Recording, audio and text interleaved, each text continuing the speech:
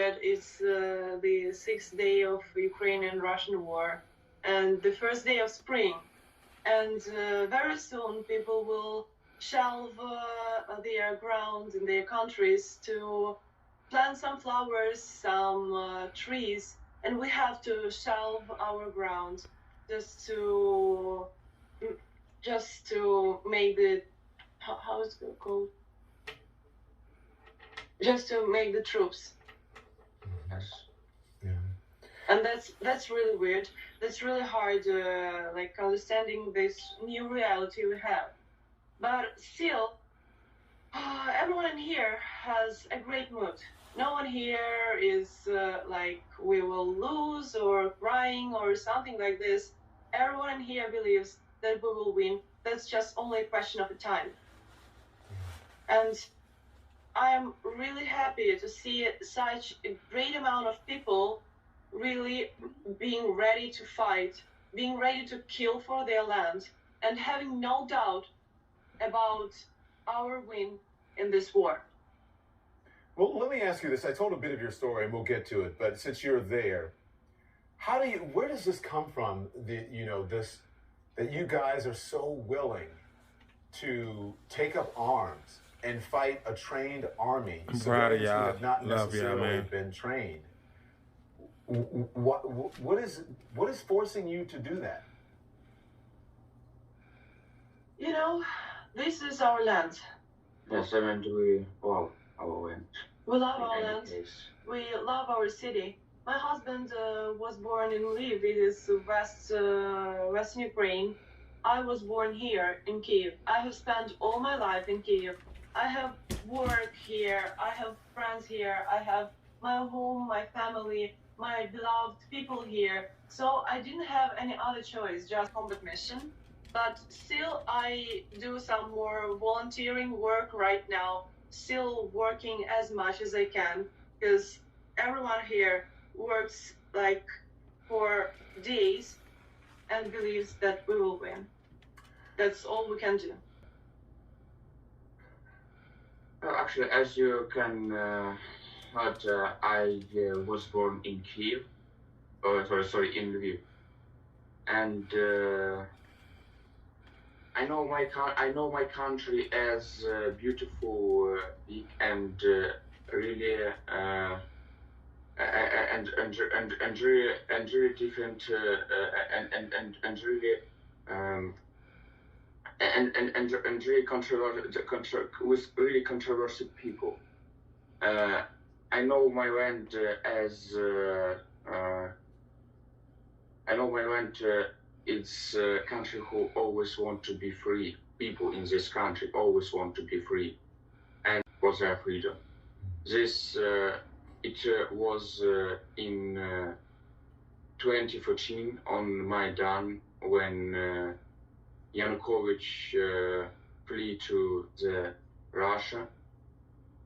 It was in 2004 when it was Orange Revolution, and it is now when it is going Russian invasion, and everything about our country, everything what you should know about our people, our country. It for us, it's a question of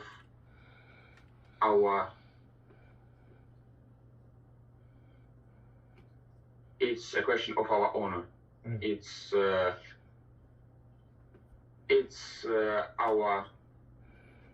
our family.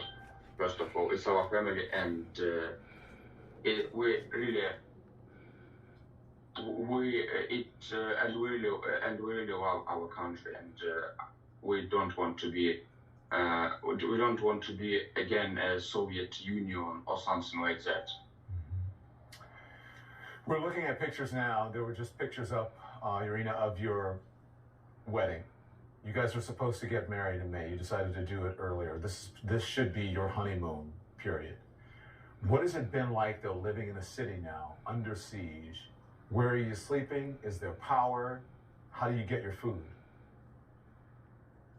At the first day when of the war, when we got married, we just came back home to my parents' home, and everything was mostly okay there.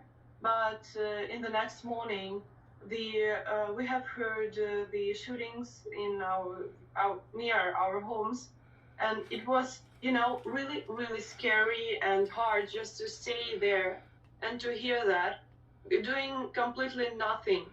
And we have decided to go to the Territorial Defense Force, and right now we are here for the fifth day, if I'm not mistaken. And we had it is easier here because we do something. We always know what to do, what work to do, what we can help with, and if we can fight, they tell us where to go and what to do. That, like, for my husband, of course, like, it's kind of hard, and it was hard waiting for my husband to come back from a combat mission for the first time, but still helping each other, and that's really cool.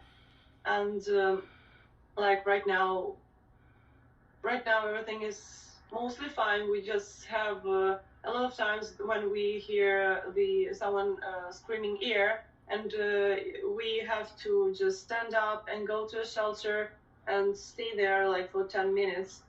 But still, there is a lot of our friends here also working, volunteering, or going on some combat missions, and I'm very happy to see them. And we also have made a lot of new friends. People here just are fantastic.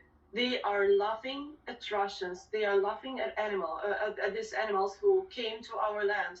And as I have told before, no one has doubt about about that we will win. Just that's the question of time. People here are sitting in a shelter and joking about them. People in here are sitting in a shelter, not shaking and crying. People in here are sitting there and maybe playing cards. I remember we have played a kind of corruption game on card with our game with our friends, and that was cool. And life here is kind of different, but it is life. And people communicate, people joke about them, people laugh, and that is very interesting to see. Just another kind of life which has changed with the beginning of war, but still alive. Sviatoslav, I have to ask you. She talked. Yarina just said that you're not sitting cowering, afraid in a shelter. That you have been out fighting. I'm wondering if you're concerned at all, though, about Putin saying that he's going to ratchet up or increase the pressure and troops, and that it's going to become worse or bloodier or harder for you to fight back against the Russians. Any concern about that? Yes, I have some concern, but only in case that my people, my family, family of my wife, my little sister can be hurt. Only in that case. But I know that me, my comrades, my commanders will do everything to protect them, and I do everything to protect them. Can you guys, I want to take a break. I want to come back and talk to you. Can you stay with us for a few more minutes and we can come back and speak with you, please? Of course. Yes. Okay. We are still have a great mood about everything. Still, the office building is not a building which is good for a territorial defense force. It has a great position, and it has just a lot of rooms and a lot of places we can use right now. What do you need from the United States and the rest of the world? Either of you can answer. I want people to gather together and to go on strikes under to their governments, to the Russian embassy. I want them to say that they want more strong sanctions against Russian Federation, and they want support and help for Ukraine. You have to understand, we will fight, we are ready even to die for our land, but we will never surrender. And no one here has any doubt that we will win. That's only the question of the time. We really need everything you can help with. Money, food, weapons, medicaments, everything you can give it to us. We will use it, we will fight it, we will protect our lands, we will protect also Europe and Western normal civilized world from Russian Federation. We just need help right now, and we will be fighting for our land and for the rest of civilized world also. You're fine. So let me just ask you before, listen, I'm not going to sit here and pretend to be, you know, the big anchor man and know everything. I'm not sure if it's the perfect question, but I know that this is an opportunity for you to speak. We don't often see this, and for people to hear what you have to say. So I will ask you, did you have the opportunity of the world watching? Did you say everything you want to say, being in this unique position that you're in? Is there anything else you would like to say to the world, to your family, to anyone who's listening? Well, I want that everybody in this world, every city, and every man in this world, man and woman, children, and old man and young man. Your courage, you know, is to be admired. Go on, Irina, sorry. You know, it isn't the first Russian and Ukrainian war. We have been fighting for 300 years, or even more, but it is the last one. Maybe kill their economics, so if they couldn't feed their people, we hope they wouldn't feed their army, who kill our people, who use our children and our women just to pass some more distance without being shooted by Ukrainian army. And they do awful and terrific things right here. So we need everything the world can give to Ukraine, and we need everything the world can provide against Russia. And we hope for you. And I believe, I know, we will win together. Please be safe. We'll check back in with you. Thank you. Thank you. Thank you. Yes. Thank you. Thank you so much.